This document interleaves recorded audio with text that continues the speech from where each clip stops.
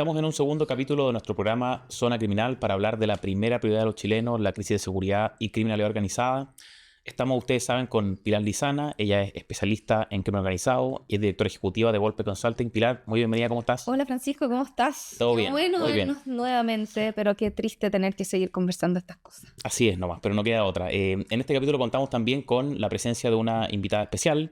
Es cientista política, pasó años en la escuela militar y ha dedicado parte de su último tiempo a estudiar el impacto del crimen organizado en las Fuerzas Armadas, hoy que es un tema vital: banda de tráfico de cocaína en el ejército, maletas con ketamina en la FACH y ahora voy desde pasta base en un centro militar en Colchane. Tenemos que hablar de todo eso. Daniela Oyarzún, muy bienvenida a Zona Criminal. Muchas gracias.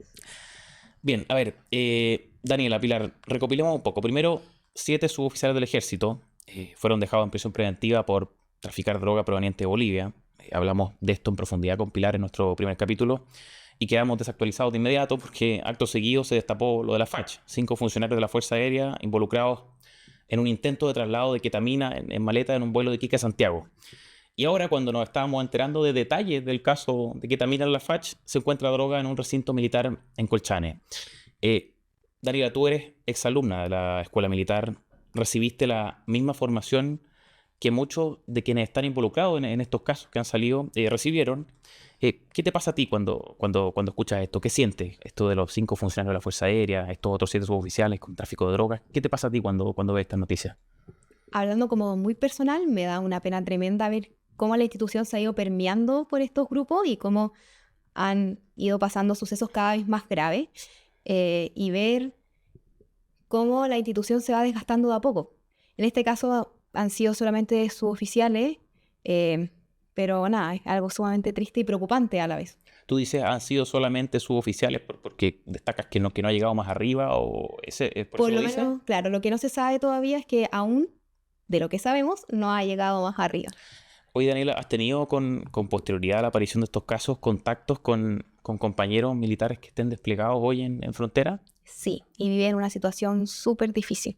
Y sé que se puede saber, ¿te dicen algo sobre esto? ¿Qué están sintiendo en este minuto tus compañeros Más militares? que nada sienten frustración porque es una situación súper difícil en la cual no hay un apoyo respecto a estos casos. Por ejemplo, tengo compañeros o amigos que tienen soldados con problemas de microtráfico, otros con síndrome de abstinencia cuando se recogen o tienen que ir a terreno y no cuentan con los medios necesarios como para poder hacer como un sistema de prevención o poder como ayudarlos y sacarlos de esa situación.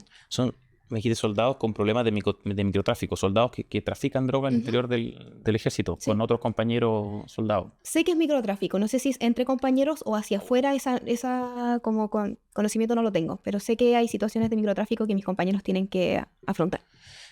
Así, a grandes rasgos, ya quiero, después que entremos en detalle de las investigaciones de ambas, porque ustedes han tratado estos temas en profundidad, y en los casos particulares, estos 3 casos que mencionábamos, pero así a modo general, ¿qué es lo que está en juego? ¿Qué es lo que se pone en juego aquí con estos 3 casos a grosso modo? Y abro la conversación, Pilar, por si Sí, es que antes de eso yo le quería preguntar una cosa a la Daniela que es súper importante y volver quizás un poquitito más atrás. ¿Por qué alguien decide entrar a una fuerza armada?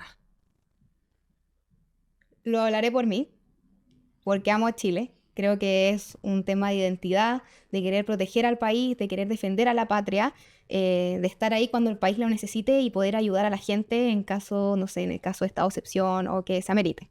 Estamos hablando al final de identidad nacional. Estamos hablando de personas que entienden y se sienten plenamente chilenos y que cuando se ven enfrentados a estos casos pasa eso. Hay frustración, hay pena y yo te diría que quizás lo más riesgoso de todo eso que queda en el plano de las emociones es que cuando pasa el plano de las emociones llega a situaciones de mejor no entro quizás a una institución militar. ¿Por qué voy a entrar? ¿Qué es lo que voy a enfrentar? Ahora, si incluimos en esta juguera de temas los proyectos de ley que les dan funciones policiales, yo quiero ser militar, no quiero ser policía. Entonces, hoy día estamos frente a una situación súper compleja que no solamente es algo como muy concreto de los casos de narcotráfico en las instituciones de las Fuerzas Armadas, que eso se puede abordar técnicamente, políticamente, pero estamos hablando de ese sentimiento que tiene ese militar con su institución, ese sentimiento inicial de por qué decidió entrar a esa Fuerza Armada y de lo que está sintiendo hoy día, que puede ser muy distinto y que muchas veces los puede llevar a tomar la decisión de dejar el ejército o dejar la Fuerza Aérea o dejar la Armada, y ahí estamos en problemas. O sea, más allá de los problemas, no quiero usar la palabra superficie porque son problemas bien de fondo, el hecho de que exista penetración criminal en las Fuerzas Armadas, pero hay otros problemas anexos que se empiezan a incubar como eso, que se empieza a disolver el sentido de identidad o el sentido de pertenencia o el deseo de formar parte de la institución. Eso se está viendo en tus compañeros, en tu que pasaste por la escuela. Sí, hay muchos problemas de moral. Muchos problemas como con acompañar al subteniente, al teniente en procesos que quizás se debería apoyar por un más antiguo. Entonces, claramente, al hacer una acción y no recibir el apoyo, esto desmoraliza. Y, no sé, tengo una conocida que está sumamente frustrada, está sumamente triste. Por ejemplo, algo muy burdo, ella es sumamente patriota y no publicó nada, por ejemplo, del juramento de la bandera porque, bueno, junto a varios personal de las Fuerzas Armadas, porque no se sentían acorde o cómodos o sentían hasta un poco de vergüenza con la situación que estaba subiendo el ejército. No quiso manifestarse públicamente en sus redes con el orgullo que representa ser parte de la institución. Sí. El Día de la Bandera. Bueno, mira, quiero entrar más en las experiencias que te tocó vivir, en la de tus compañeros, pero antes de eso creo que veamos los casos, quiero que entremos en los casos. Pilar, apenas yo me enteré del tercer caso, te envió un pantallazo a la noticia, nada más. Encuentran droga en unidad militar de Colchán en Tarapacá. Y tu respuesta fría, me dice, esto es solo el comienzo, me dijiste sin mucha anestesia.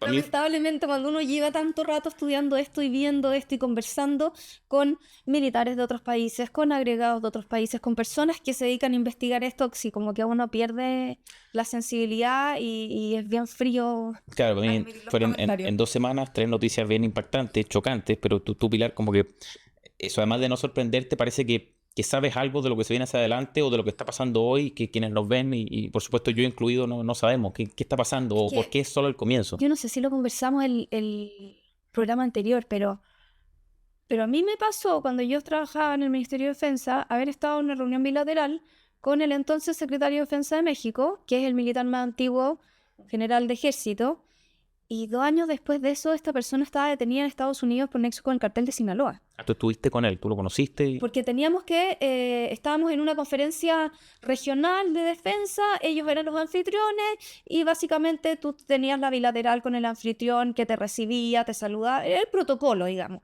Pero en el fondo, más allá de eso, uno dice, o sea, en este país tienen un militar con el mayor rango que además ejerce como una especie de ministro de defensa, porque en México tienen 2 ministros, es un poco distinta la orgánica, pero termina detenido en Estados Unidos. Yo no seguí el caso de él, pero en el fondo el cuestionamiento es, o sea, esto está pasando en otros países que vienen viviendo hace décadas este problema, que lo que nosotros estamos viviendo hoy día, ellos lo vivieron en los 90, entonces uno dice, chuta, si no hacemos nada ahora y nos quedamos sentados de brazos cruzados esperando que esto siga andando, vamos a terminar igual que ese país con ese ministro detenido. Entonces, en el fondo, claro, no te sorprende porque uno ha visto como la evolución en otros lugares. Y no una, o sea, claro, viendo esa experiencia, no una predicción muy, muy osada en el fondo. Claro, entonces en el fondo al final uno dice, bueno, sí, y tampoco es que eso sea un caso específico en México y que en Brasil funcione de manera distinta. No, esta cuestión funciona igual en todas partes. Lo que pasa es que la cultura del país donde están, claro, va cambiando un poco las formas, pero los patrones son los mismos, las etapas son los mismos, van penetrando poco a poco el Estado, hasta que obviamente en algún minuto llegan a las Fuerzas Armadas, si es que las Fuerzas Armadas están siendo mal utilizadas para combatir este problema. Vamos a entrar en eso, Pilar, de inmediato, pero antes, Daniela, en el caso del intento de transporte de ketamina, un avión institucional, la cuestión es descubierta por la misma facha, ¿ya? O sea, al igual que en el caso de los 7 suboficiales, operó control interno, ¿cierto? Como se dice. Pero, no sé, yo tengo que preguntar algo. ¿Es normal que los miembros involucrados en ese caso, los 5, pensaran que podían transportar droga en un avión de la Fuerza Aérea? O sea, ¿no nos dice algo sobre los resguardos que están tomando o que no se están tomando el hecho de que lo consideraran como un medio idóneo para transportar droga, así como un avión institucional de la Fuerza Aérea, como burro? O sea, yo creo que el 90% de las Fuerzas Armadas piensa que es una mala idea. Pero siempre hay alguien que trata de vulnerar el sistema y trata de ver si es que esto se puede intentar y lo logran. Claro, pero no es como... No te dice algo el hecho de que exista gente que piensa que se puede hacer. O sea, que lo voy a lograr. Que puedo usar un avión de la Fuerza Aérea para transportar droga. ¿Puedo ir a eso? Sí, obvio. Lo grave acá es que te genera el cuestionamiento de que quizás esto ya pasó antes y Pero, pasó por los supuesto. controles, entonces yo puedo pasar y no me va a pasar nada. Por supuesto. Y como es un cuestionamiento, uno nunca sabe lo que pasó, lo que va a pasar, no tenemos esa información, pero ya que uno se puede plantear eso, es que está no hay problema. O sea, Pero es que es lógico, a ver, o sea, si es que hay gente que cree que puede meter una maleta con ketamina en el avión institucional, es porque sabe o tiene, o tiene alguna impresión o alguna apariencia de que no hay o cree problema. que no le va a pasar nada, más allá de que Claro, no hay pero problema, cree que no le va a pasar nada. perfecto, pero cree que no le va a pasar nada por algo. ¿Ya? Porque, no sé, cuando todos los controles funcionan, uno no hace ciertas cosas porque sabe que va a pasar algo. Entonces, O hay otra cosa, quizás me puede pasar algo, pero me van a pagar tan bien, y yo estoy tan desmotivado, o existen infinitos motivos, tengo muchos problemas personales, debo plata, no sé, pero sí lo saben los que quieren que les lleven la ketamina, entonces...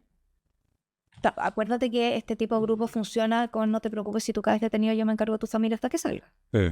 Entonces también existe esos códigos que no funcionan en el ámbito normal ni lógico de la claro, vida. y además quizás estamos ya ante gente, estos miembros, ex miembros, imagino ya a esta altura, ¿o no?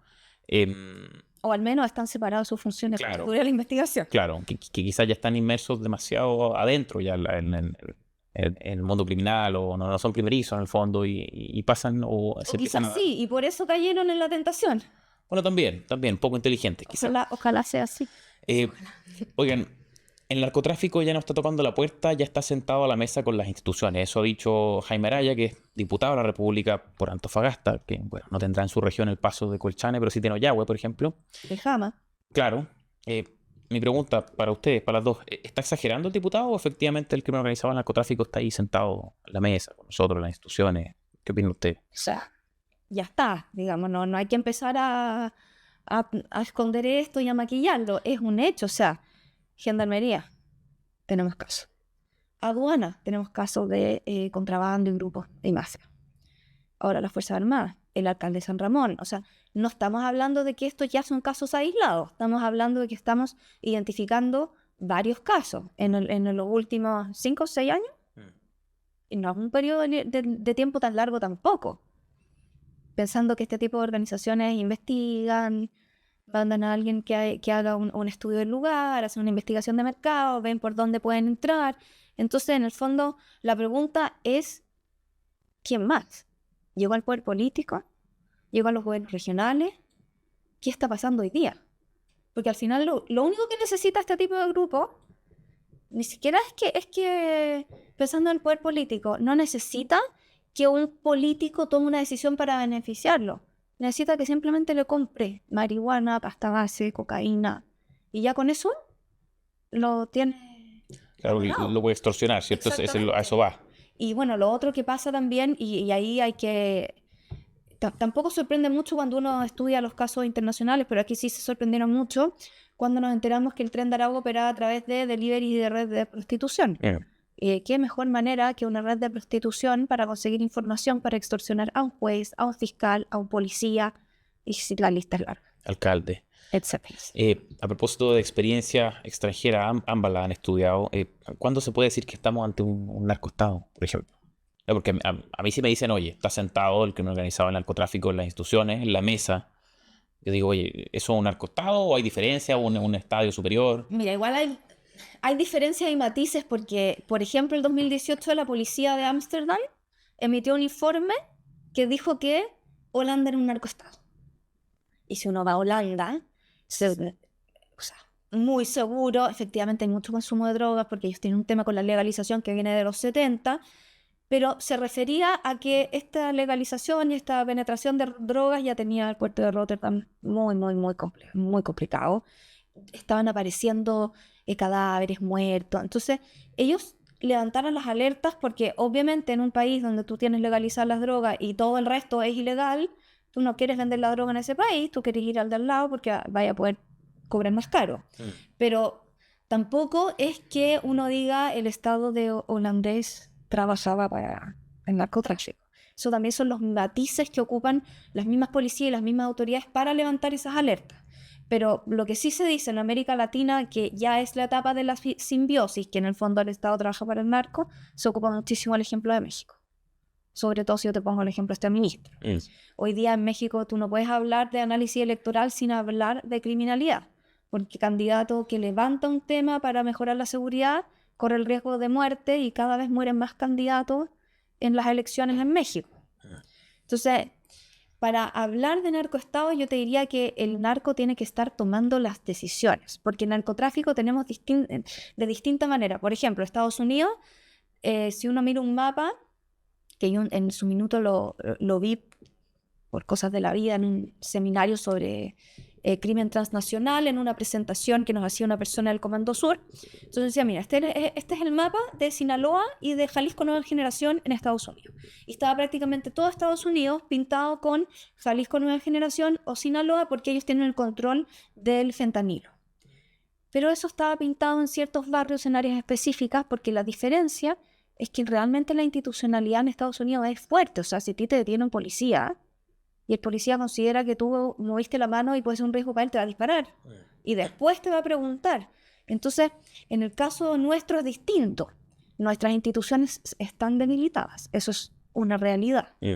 Y es una realidad sobre todo desde el 2019, pero esto empieza mucho antes. Empieza unos años antes a ver cómo empiezan a aumentar los eventos delictuales que se puedan asociar a actividad criminal organizada. Entonces, estamos en un contexto de institucionalidad debilitada, por lo tanto, estamos en un contexto donde esto se está saliendo del ámbito de la seguridad pública y tenemos que volver a traerlo al ámbito de la seguridad pública para tenerlo controlado. Pero no hay un caso en el mundo que lo haya solucionado y tampoco hay una definición exacta de narcoestado, porque hoy día también eso se utiliza de manera para encender alertas y preocupar, llamar la atención de los tomadores de decisión. Claro, para inducir ciertas políticas. Exacto. Cordero dice que es un momento crítico. Así describe la situación hoy. Que imagino eso no es decir que es un narcoestado, ¿ya? Pero habla de que todavía no llegamos al punto de no retorno, que le llaman, y que hay que tomar decisiones drásticas. ¿Cuáles son esas decisiones drásticas a las que puede estar refiriéndose el ministro? Lo que quiera. Bueno, yo creo que... que lo he estudiado. Bueno, yo creo que en primer lugar es preocuparse de la moral del personal. Yo creo que eso es clave, ver cómo están las instituciones por dentro en caso de las Fuerzas Armadas y ver lo que está pasando dentro, para que después de tomar decisiones pueda tomar como la decisión correcta de cómo emplear correctamente el instrumento militar para estos casos. Bueno, también se ve por medio del material y otras cosas, pero yo creo que vería primero como el nivel de personal y la calidad de cómo está el personal dentro de la institución. ¿Cómo lo ves tú, Daniela? Tú tienes contacto con ese mundo, sin duda, muchísimo más que yo, y pasaste ahí en la escuela. ¿Cómo están hoy tus compañeros? ¿Qué te comentan? ¿Tú ves un deterioro en la moral Sí. Sí, pero ¿y cómo lo describirías? ¿Qué le está pasando? Creo yo que no sienten como el amparo o el apoyo que necesitan para hacer estas labores policiales que no les corresponden. Un caso cercano, un compañero que estaba en frontera, casi lo atropella un grupo de inmigrantes para poder pasar. Y ahí quedó. ¿Ahí quedó en qué sentido? Como que, ok, ¿estás bien? Sí, estoy bien, ya. Sigue patrullando, sigue trabajando. Entonces, claro, no se genera como los protocolos como para poder hacer bien las cosas, siendo que ya están haciendo labores que no son parte de sus funciones, pero ni aún así tienen como el apoyo o el protocolo necesario como para poder actuar bien. Entonces, claramente eso desmotiva, tampoco se generan los turnos necesarios para poder estar en frontera, entonces eso evita estar abajo, tener vida familia, todo eso se ha ido sumamente recortado. Entonces, O sea, bueno, claramente... vamos a entrar en detalle a ver el despliegue de las Fuerzas Armadas en combate al crimen organizado, pero una pregunta sobre lo que tú decías, Daniela. ¿Están, por decirlo así, sobrepasados en ese despliegue en el norte, en frontera? ¿Son muy pocos? No sé, ¿no se le está prestando atención del poder político a cómo es la situación de las Fuerzas Armadas ahí? ¿Es algo así? ¿Una dejación? Yo creo que en el norte sí, porque el personal es muy poco y los relevos los hacen entre ellos mismos. Ah, ya, o sea, Entonces, está uno, deja su turno, pasa el otro y después y vuelve el después que estaba en el vuelve, turno sí. anterior. Bueno, dentro de las medidas que anunciaron, son anuncios, hay que verlas primero. Dijeron que quieren aumentar el personal en frontera para poder generar las rotaciones. Me imagino que dentro de eso. Oye, pero hay una cosa, yo entiendo que queramos aumentar el personal en Sí, frontera, pero siempre se habla de poner a la persona al centro. Es como algo muy común que vamos a empezar a escuchar, sobre todo en épocas de campaña, poner al chileno al centro, preocuparnos de la seguridad de los chilenos, devolverles la paz a los barrios, pero eso también implica, que a veces se nos olvida, preocuparnos del chileno que nos tiene que devolver esa paz, que tiene que hacer esa pega. Y preocuparnos significa que si nosotros vimos este caso en la Fuerza Aérea, hacernos cargo de tal manera que exista esa sensación de red de protección con la institución para que yo pueda denunciar o para que si a mí me van a atentar, yo lo pueda denunciar y yo tengo una institución que me apoya. Quizás no me va a pagar lo que me paga el grupo narco que viene cruzando la frontera, por mi silencio. pero yo tengo una institución que me apoya, que me cuida y que cuida a mi familia, porque el grupo narco te dice, no te preocupes, yo también cuido a tu familia. Esa red de protección no existe y esa red de protección es cara. Y tú te refieres, Pilar, cuando hablas de esta red de protección De que la para uniformados, institución, pero te refieres a los que me refiero no solo a los uniformados, me refiero incluso a los gendarmes, a aduanas, a todos los que hacen este trabajo y que en sus funciones se encuentran con estos casos y tienen que ir a fiscalizar estos casos. A los policías, que tengan ese apoyo, porque finalmente tener ese apoyo, tener esa red, obviamente implica recursos, pero genera lo que este tipo de grupos quiere generar, genera lazos de confianza. Porque lo que hacen ellos es generar lazos. Por eso el vecino te dice, no, si fulano de tal era súper buena persona porque yo no tenía plata para operar a mi hijo y le pagó la operación. Entonces generaste una confianza, una lealtad. Entonces nosotros tenemos que generar esa confianza, esa lealtad con la institución, con cualquiera que sea o con cualquier servicio. Si queréis, salgámonos de las Fuerzas Armadas y hablemos de Gendarmería. Gendarmería convive todos los días con un entorno delictual que tiene códigos distintos. Entonces, y vemos gendarmes que cruzan la línea, gendarmes extorsionados. Entonces, ¿qué hacemos para que tu entorno no te moldee? Y ahí es donde necesitamos ponerle a la persona al centro, pero también a esos funcionarios. Tú hablabas, Daniela, al comienzo de casos de microtráfico al interior del ejército. A propósito de estos 3 casos que se desataron, se desarrollaron operativos policiales ya, en centros militares. Y se encontró marihuana en los casilleros de algunos de los soldados, ya, y que quizás puede ser algo menor en comparación a los casos de tráfico, ya una red de tráfico dentro del ejército, pero igualmente un soldado con droga es un soldado del ejército chileno que primero es como operativamente inútil, ¿no? O sea, tú pasaste por la preparación física militar, conoces el entrenamiento, conoces lo que significa estar desplegado. ¿Son útiles ese tipo de personas con droga en los despliegues militares? ¿Puede llegar drogado? No sé. No, claramente no es útil, porque al final tienes una persona que puede ser al final un problema, porque como te mencioné al principio, ¿qué hago yo si le da un síndrome de abstinencia en terreno? Yo no sé cómo actuar, no sé qué hacer, no tengo el protocolo porque la institución se supone que uno no te aceptan bajo ningún concepto que tengas droga. Lógico. Entonces al final sí es un problema. Y será, a ver, puede ser poca droga o puede ser, como uno dice, para el consumo personal, pero es también un soldado que se encuentra conectado a un traficante o a un intermediario, que no es directamente el traficante. ¿No es acaso más, ya relacionado con la red de protección de la que tú hablabas, Pilar, no es acaso más profunda la revisión que debe hacerse en nuestras Fuerzas Armadas? Porque, no sé, pues así como hablamos con respecto al crimen organizado, que hay que atacar la organización, no debe hacerse lo mismo guardando las proporciones y la diferencia, la comparación. No debe hacerse lo mismo con las Fuerzas Armadas, un análisis un poco más exhaustivo, más allá de lo... Con todos, no solo con las Fuerzas Armadas, A ver. con todo el Estado. Hoy día nosotros tenemos que cerrarle la puerta a la corrupción. ¿Por qué? Porque existe corrupción, tenemos estos casos. Porque hay personas dispuestas a hacer esto, tenemos estos casos. Entonces tenemos que ser muy cuidadosos, mirar muy profundamente y empezar a construir los controles que necesitamos, porque quizás los controles que tenemos hoy día servían hace 10, 20 años atrás. Y hoy día tenemos un contexto totalmente distinto. Entonces necesitamos mirar en profundidad esto y necesitamos mirarlo en serio. O sea, ¿a qué me refiero mirarlo en serio? Tampoco es venir a proteger a esa persona. Esa persona, si comete un delito, tendrá que pagar lo que corresponda, digamos, Obvio. pero acá lo que hay que proteger es la institución, todas las instituciones, porque si no, el problema ya no va a ser que estamos en una crisis, ya no va a ser que estamos en un punto crítico, el problema va a ser que podemos llegar a perderlo. Claro, pero eso exige, o sea, creo yo, un esfuerzo un poco más profundo, ¿no? Uno puede hacerse cargo de los casos en particular. Ya vio a estos 6 suboficiales, ya se separan, pierden su calidad de tal. Es lo mismo con los 5 de la ketamina en la FACH, pero me imagino que hay que revisar, no tengo idea, protocolos, por ejemplo, o nuevos sistemas de control. Eso es un trabajo que hay que hacer, me imagino yo, ¿no? Y capacitaciones. ¿Cómo estás formando hoy día a esos oficiales, a esos suboficiales, a esos policías, a esos gendarmes o a esos funcionarios públicos si estamos enfrentándonos en este contexto?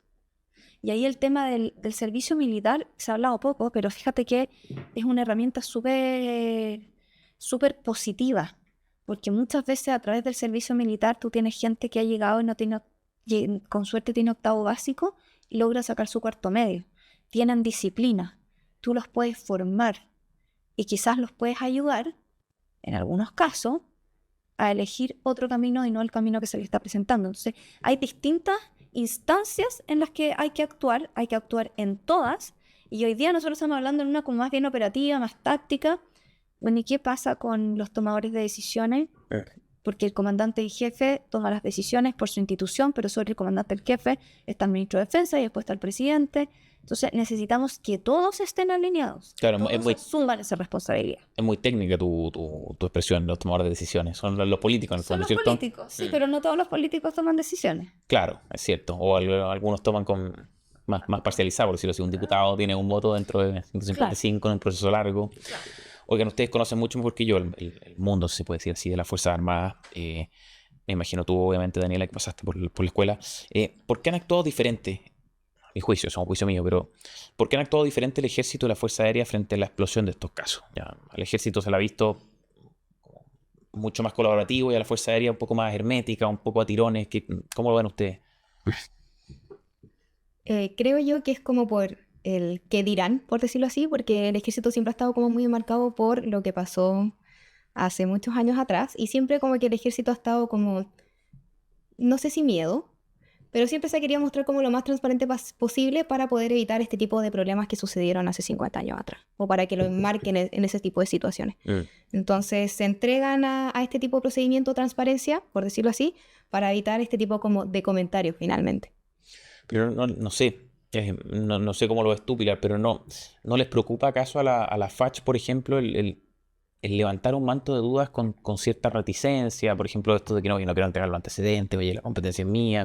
Mira, yo quiero decir una cosa antes, son súper distintas todas las ramas de las fuerzas. Imagino. A mí me tocó trabajar con todas juntas, estaban en el Ministerio de Defensa, aprendí a conocerlos a todos y a sus subculturas particulares, y son bien distintos porque también entre ellos, internamente, entre oficiales y suboficiales, tienen relaciones distintas. O sea, la relación que se da entre ese suboficial, que es el mecánico del avión, y el piloto, es una relación muy distinta que la que se puede dar entre un suboficial del ejército y un mayor, por ejemplo. Porque ese piloto depende de ese mecánico, porque si ese mecánico no atornilló bien una pieza, está su vida en riesgo. Entonces, también hay las mismas culturas institucionales tienen mucho que ver, y yo creo que acá también tiene mucho que ver. Yo me lo cuestioné cuando se empezó a poner en prensa todo este tema de la justicia militar con la justicia ordinaria. ¿Cuáles son las percepciones con las que se queda la gente? Bueno, el comandante en jefe de alguna de las ramas militares, más allá de preocuparse de las percepciones con las que se queda la gente, tiene que preocuparse de su gente, de sus efectivos militares. Después podrá pensar en las percepciones de la gente. Entonces, en ese sentido, aquí hay que quizás estar un poco en los zapatos de ese comandante en jefe y de la historia de esa institución para ver cómo reacciona. Claro, pero tampoco está bien, tiene que preocuparse por sus miembros, perfecto. Pero acá estamos ante miembros que querían pasar una maleta con ketamina y tú sabías que lo quiso pasar porque hay alguien que lo vio y que lo controló. Entonces no es tanto la duda que recae sobre esa persona. Lo importante es que esa persona sea sancionada y la institución sea protegida. Si la va a sancionar quien sea, tiene que estar sancionado. Porque si es que nosotros nos quedamos con la percepción de que no quiere entregar la información o sí, y que al final del día, pasado el tiempo, no se sanciona, bueno, ese es el problema. Claro, pero no sé. Y Mira, ahí, ojo, que también te puede pasar en la justicia ordinaria. sí, por supuesto. No, pero Entonces, hoy día estamos en un punto... yo se los planteo porque creo que a veces las respuestas iniciales o las reacciones iniciales son muy importantes. A veces son, de hecho, es a veces con lo que se quedan las personas. De hecho, es muy común ver que, no tengo idea, cuando una persona es apuntada por corrupto, no tengo idea, un delito de índole sexual, se le acusa de eso y la primera reacción o lo que primero percibe el público es, oh, probablemente lo hizo, no tengo idea. Sí, Y después cuando resulta ser inocente esta persona por se te corrupción, olvidó. se olvida. Se olvida y la noticia es más pequeña, etcétera. Entonces yo digo, más allá de este, no instinto, pero esta política de querer proteger a tus miembros, que está bien, que yo considero positiva, ¿no deberán considerarse quizás estas primeras señales como lo hizo el ejército? O... Mira, yo creo que acá lo que hay que considerarse antes que las señales es qué es lo que está pasando en las Fuerzas Armadas, que estamos teniendo estos casos en una semana. Porque empezamos con los 7 suboficiales, después se nos olvidaron los suboficiales porque llegamos al avión, ahora se nos olvidó el avión porque... Entonces, como que hay que preocuparse un poco de qué es lo que está pasando, que hay personas dispuestas a cometer eso ilícito. Sí, quiero cerrar esta primera sección con una última pregunta. Estamos en un contexto presidencial, es año de elecciones, es año de mucha política, y yo creo que es imposible no enmarcar este tema dentro de la discusión política. ¿Ya? Y creo que es bueno también recibir pronunciamientos respecto de todos los candidatos. Quien lidera por izquierda la carrera es Janet Jara, que es alguien que, lo decíamos el programa pasado, ella y sus partidarios o los partidos que la apoyan recelan del uso de la fuerza legítima por parte del Estado. Se plantan con suspicacia frente a nuestras Fuerzas Armadas, a nuestras fuerzas de orden. Y por otro lado, por derecha, se ve como un poco la sobreutilización, ¿ya? O el querer siempre utilizarla, la defensa corporativa cuando hay problemas, y a veces eso, el recurrir a las Fuerzas Armadas y a las fuerzas de orden de manera poco inteligente. ¿Qué ven ustedes aquí? ¿Qué hacemos con los políticos? Mira, la verdad es que a mí me preocupa que se sobreutilice a las Fuerzas Armadas para abordar los problemas de seguridad. No te digo que las Fuerzas Armadas no tienen que estar, no te digo que no puedan dar su opinión, su visión, pero acá es súper importante, el conductor político de la seguridad es un civil, es un político, es el presidente de la República, a través de su ministro de Defensa. Entonces, no podemos dejar un lado sumamente relevante afuera. El que fija los lineamientos de seguridad nacional es el presidente, no es un comandante en jefe. Entonces, aquí hay que tener mucho cuidado y hay que ser muy equilibrado para todo esto, porque no es ni uno ni lo otro, es un balance que nos permita llegar a la mejor solución para el país. Y ahí, bueno, hay que empezar a ver qué es lo que va a pasar, cómo se va desarrollando esto, quiénes son los que se integran. Y en el conductor político, pero hay sí. una cosa que voy al conductor político, que es sumamente relevante. Asumir ese cargo de ministro de Seguridad, de presidente de la República, con tener a la seguridad como prioridad, no es solamente asumir el cargo y contar lo que se está haciendo. Es asumir el cargo con todos los costos que trae ese cargo. Entonces, la persona que vaya a asumir ese cargo tiene que estar dispuesto a pagar esos costos. Porque aquí, lo que nosotros no andamos buscando un héroe que nos venga a salvar. Andamos buscando a alguien que haga la pega, que la haga responsablemente, que se asesore con los mejores, y tampoco le estamos pidiendo que sea la persona que sepa más, pero que sea una persona que forme equipos y equipos transversales y que logre comunicarse con ese que está al otro lado de la vereda, porque el problema de seguridad es un problema de Estado. Entonces necesitamos comunicarnos con ese que está al otro lado de la vereda, se necesitan mínimos comunes. Entonces acá tenemos que asumir ese costo y esa responsabilidad, y si no estamos dispuestos, tenemos que pensarlo. ¿Eso lo tenemos hoy en Gabriel Boric, nuestro presidente? ¿En que está dispuesto a asumir los costos? Sí. No, yo creo que no. Bien, nos vamos a una brevísima pausa de segundos para seguir analizando la penetración criminal en nuestras Fuerzas Armadas.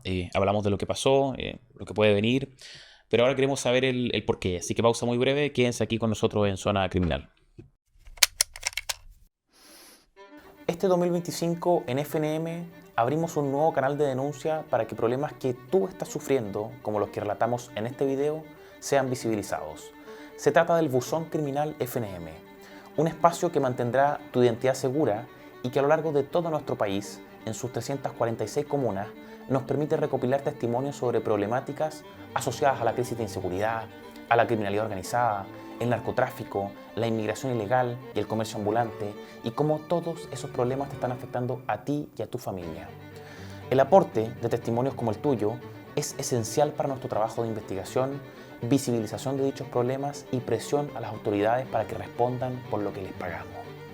Por eso, si quieres que tu problema sea revisado, ingresa al formulario que acompañamos en la descripción de este video y acompaña los datos y evidencia que ahí te solicitamos. El problema número 1 de los chilenos no puede ser desatendido. Por eso en FNM queremos oírte.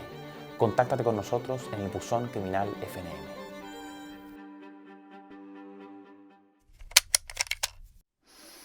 Bien, estamos de vuelta aquí en nuestro segundo capítulo de Zona Criminal con Pilar Lizana y esta vez nos acompaña también Daniela Oyarzún. Decíamos, cientista política, ha estudiado el impacto del crimen organizado en las Fuerzas Armadas y ha pasado también por la Escuela Militar. Pilar, Daniela, se ha hablado mucho de lo que pasó con las Fuerzas Armadas estos días. Decíamos el tráfico de cocaína por miembros del ejército, la ketamina, etcétera. Quiero que vayamos al por qué pasó esto o qué es lo que podría explicar que estas cosas estén pasando, por qué se está produciendo esta contaminación criminal de las Fuerzas Armadas. A ver, Daniela, si nos puedes dar un input. Bueno, por medio de mi estudio se logró llegar a la conclusión de que el instrumento militar está siendo mal utilizado. Esto quiere decir que se le están otorgando funciones que no son de índole militar, sino que son de índole policial. Y que hagan estas tareas policiales les da hincapié a que se puedan relacionar con grupos de crimen organizado. Por ejemplo, las Fuerzas Armadas están haciendo labores de control de identidad, de control de inmigrantes, entre otras cosas. Entonces, eso permite que se generen nexos con este tipo de grupos. Y solo para aclarar las cosas o para siempre tenerlo en mente en el análisis, ¿qué tipo de tareas están realizando hoy las Fuerzas Armadas? ¿Cuáles son todas las tareas que realizan que no son, como dices tú, desde su propia función? ¿Cuáles son estas funciones policiales? Bueno, como te nombré, control de identidad, ingreso, colaboración con policía y con PDI. También, bueno, dentro del artículo 78 tienen como propósito crear una policía militar fronteriza, agregar procedimientos y herramientas que desarrollen como las funciones de seguridad pública, colaboración con la fiscalía. ¿El despliegue en frontera es propiamente tal una función policial o es militar?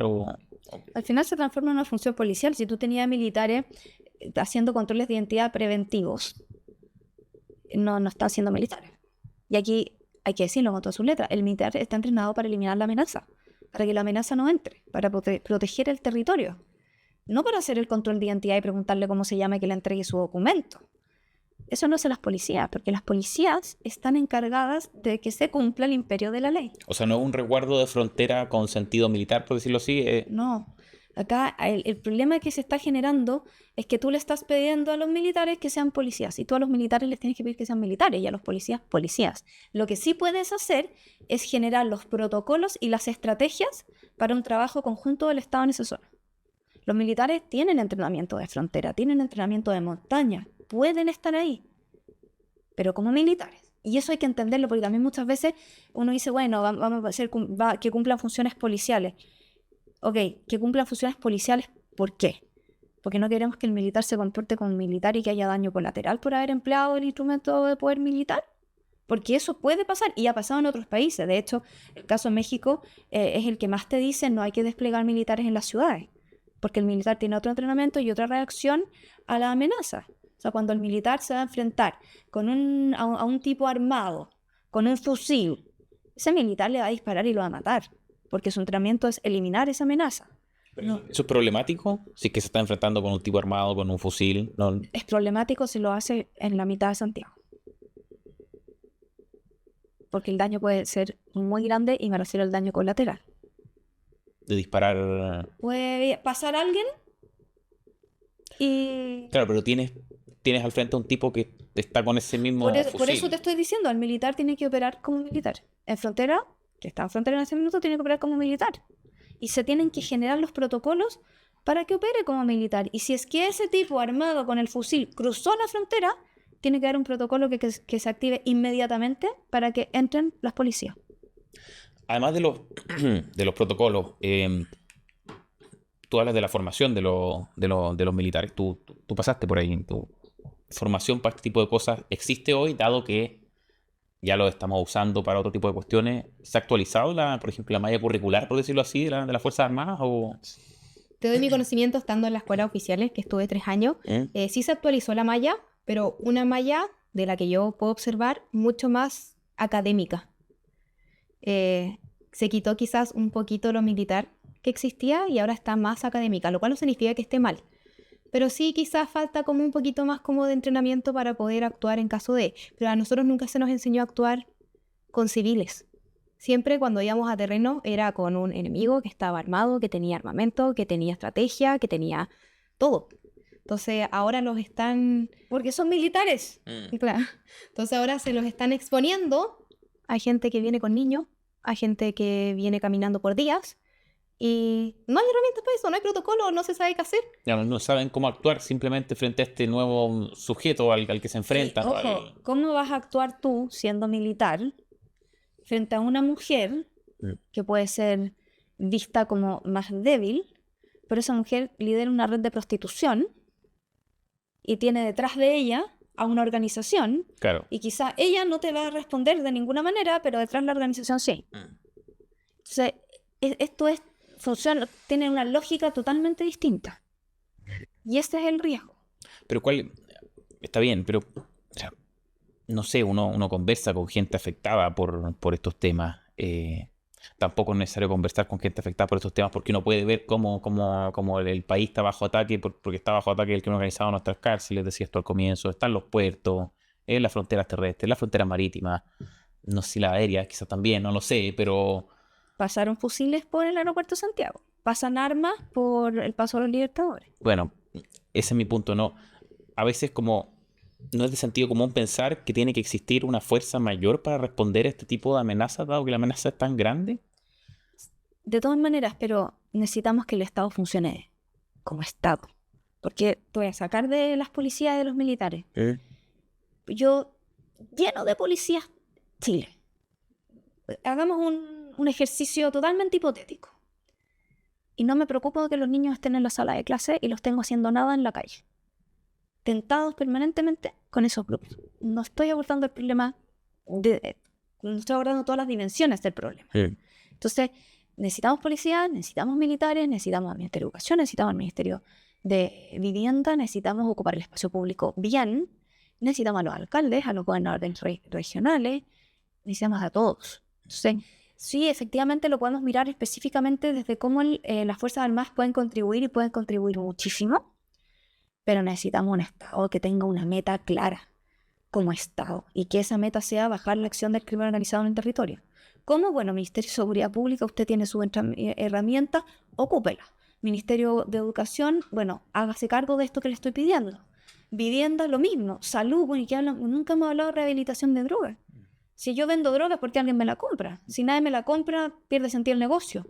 Entonces, esto va mucho más allá de si tenemos que sumar policías, sumar militares. Acá tenemos que sumarlos a todos y sumarlo a todos con responsabilidad y con convicción.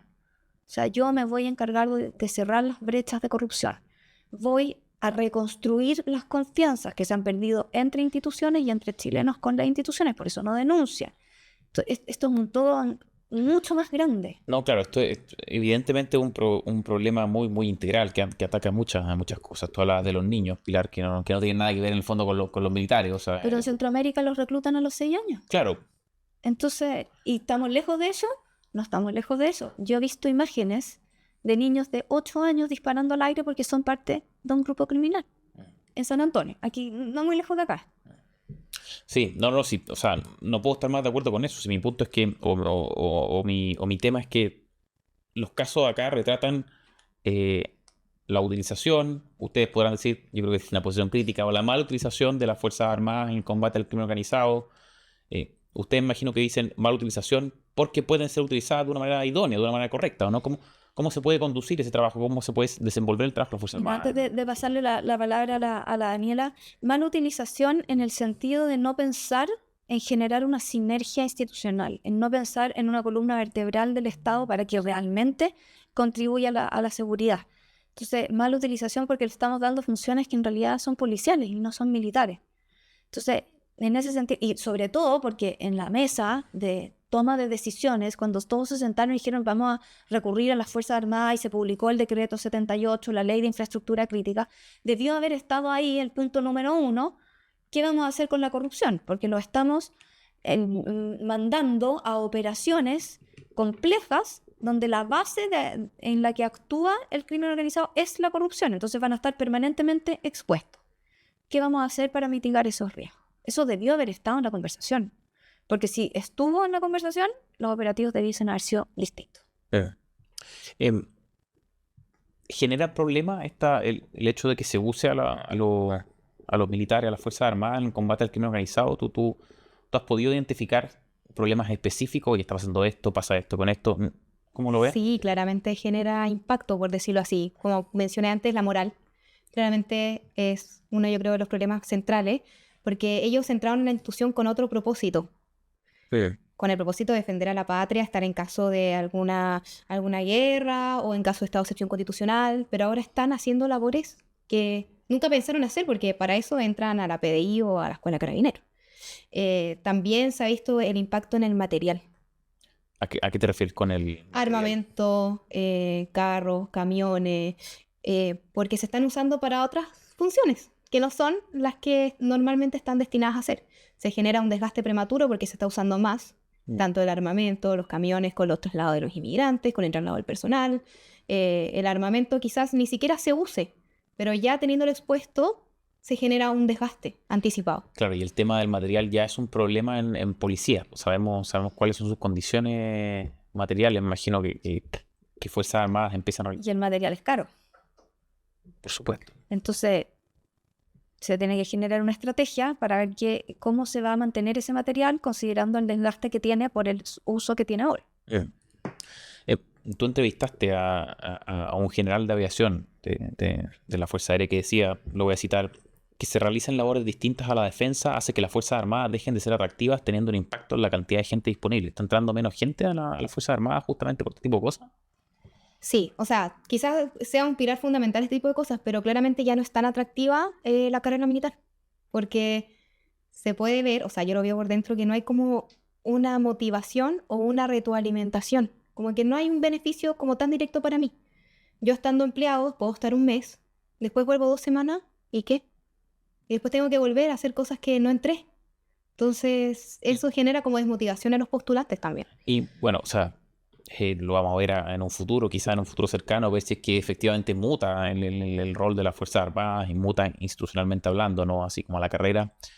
Pero, no sé, no podrá pasar que quizás los nuevos integrantes, los nuevos miembros, las personas que quieran ingresar, vean quizás en estas tareas policiales una nueva forma de motivarse, una nueva forma de defender la patria. ¿No se puede generar ese tipo de conciencia también? Yo creo que la Daniela aquí te puede contestar eso mucho mejor que yo. En parte sí, porque uno puede decir de que es como mi primer contacto como con lo real, pero al final después te genera un impacto negativo porque uno se va dando cuenta de todo el impacto que tiene, de todo el desgaste moral, del material, de que el tema quizás también del presupuesto, que no hay cosas para cosas básicas que hay dentro de la institución. Entonces, claro, en un principio sí puede ser como motivación porque es como voy a entrar y voy a salir Claro, a ayudar a Chile. Pero después a largo plazo se va viendo que no te genera como tanta motivación cuando ya es un tema que ya está normalizado porque ya se llevan 2 años. Entonces, claro, al principio mis compañeros que llegaron por primera vez allá estaban súper motivados, pero ahora ya no quieren más porque están agotados y están agotados física y psicológicamente. Entonces, claro, es una motivación a los primeros meses. ¿Y qué recomendarías tú? O sea, que se use bien el instrumento militar y que los militares hagan las tareas, quizás sí pueden estar en fronteras, pero que hagan las tareas propias de sus funciones y de sus conceptos estratégicos de empleo de la defensa. Y si tuviéramos acá sentado a alguno de los candidatos presidenciales y te dice, ¿qué tengo que hacer para ocupar bien el instrumento militar? Yo creo que le diría en primer lugar que las Fuerzas Armadas no son un paracetamol. Sí. Que primero hay que saber cómo funcionan, cómo está el personal, cómo está la situación de las Fuerzas Armadas para recién poder sentarse a ver cómo la podemos utilizar para este problema. Pero yo creo que ¿Hay recomendaciones para utilizarlo? sí hay, como por ejemplo, no sé, estudiar los marcos jurídicos que existen en otros países de cómo ellos emplearon a las Fuerzas Armadas ante esta situación, como por ejemplo, no sé, está México, está Brasil, está Colombia, está Ecuador, y ver cómo de a poco esos marcos jurídicos han ido protegiendo al militar para poder actuar con su instrumento militar, bajo sus capacidades militares, para enfrentar este tipo de problemas. Y si quieren usar las Fuerzas Armadas para combatir el crimen organizado, deberían reestructurar y crear un concepto de empleo estratégico de la defensa nuevo para poder poner en los libros de la defensa y en todos los documentos cómo estos pueden actuar para enfrentar este problema, pero de su propia naturaleza, sin desnaturalizarlo. ¿Y cómo podríamos mitigar el riesgo de corrupción? Yo creo que haciendo primero un sistema como preventivo, viendo, evaluando cómo está el personal principalmente, y ver lo que se está viviendo día a día en específicamente los soldados, los cabos, los sargentos, los subtenientes, los tenientes, los capitanes, que son los que están más relacionados y los que están en frontera propiamente tal, ahí 24/7. Tú entrevistaste y lo mencionaste ahora a un agregado militar que te habló de la importancia de tener un marco jurídico bien establecido. Decía que ese marco jurídico nos ampara a los militares ante cualquier situación con el crimen organizado, para así evitar que los miembros de las Fuerzas Armadas tengan una relación con estos criminales. Básicamente lo que estamos viendo hoy día. ¿En qué sentido puede un marco jurídico adecuado proteger a los militares del contacto con el crimen organizado? Yo como que no entendí bien eso. ¿Cómo puede un marco jurídico evitar esta penetración? Por ejemplo, bueno, en el caso de México, cuando pasó el tema del cartel de los Zetas, que fueron militares que fueron creando un grupo de crimen organizado, militares en retiro de manera estratégica, para que esto no pasara en militares activos, modificaron el Código de Justicia Militar y crearon un capítulo que se llama la traición militar, que es cualquier uniformado que sea parte o tenga algún nexo, algún contacto, lo que sea, con estos grupos de crimen organizado puede arriesgar entre 30 y 60 años de pena efectiva, más la baja, más sin pensión y como varios como procedimientos para que va a llegar como a esta sentencia. También se modificaron, la Constitución también se modificó, como dijo Pilar, fue un trabajo que hicieron como en conjunto, porque también modificaron la Constitución y añadieron a los políticos, a los tomadores de decisiones que también están involucrados, también hay sanción. Hicieron como un trabajo bien bueno, porque no solamente cambiaron el Código Militar, sino que cambiaron los códigos, las leyes en general, y al final quedó tipificado que cualquiera que trabaje de empleo público o donde sea que tenga relación va a pagar las consecuencias. ¿Es imposible, porque, por ejemplo, establecer un tipo penal nuevo con una pena súper severa es como una medida posterior, ¿cierto? Es cuando ya el crimen penetró. ¿Es posible crear nuevos controles previos, anteriores a que el crimen entre, justamente para que no entre? ¿Hay opciones? O sea, en el caso, nunca sea por evitar. En el caso chileno tenemos opciones, porque todavía no hemos llegado, no estamos cayendo de la misma. Sí. Estamos casi, pero no estamos cayendo. Entonces tenemos un margen. Y acá también una cosa súper importante, el marco jurídico no te va a salvar del crimen organizado. Preguntémosle a Brasil y a México, digamos. Pero sí te da algo que hoy día no te está dando, porque hoy día estamos discutiendo las reglas del uso de la fuerza. Y empezamos a quedarnos pegados en si es proporcional, si es racional. ¿Para qué? Para que el militar cumpla labores de seguridad pública. Acá estamos hablando de un marco jurídico distinto. Estamos hablando de traición a la patria, estamos hablando de corrupción y eso tiene que generar esos controles. Ahora, también es súper tentador los fajos de dinero que te va a poner el crimen organizado. Siempre. Eso siempre es así y por eso necesita existir esta red de protección y ese funcionario tiene que sentir que su institución o su servicio está detrás y lo ayuda. Porque no es solo el marco jurídico, son muchas cosas. Lo que pasa es que hoy día en el caso puntual de Chile estamos como armando esto de abajo hacia arriba.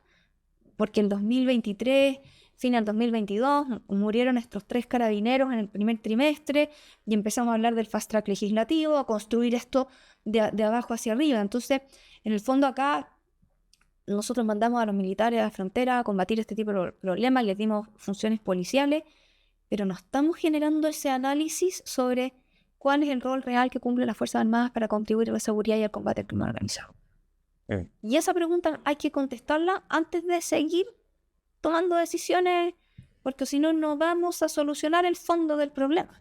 A propósito de este rol que cumple en el combate al crimen organizado, y a propósito de la explosión de los casos, Cordero dijo que, miren, escúchenlo bien, creo que es el hecho más grave que hemos tenido registro en el último tiempo y que puede comprometer a la seguridad pública.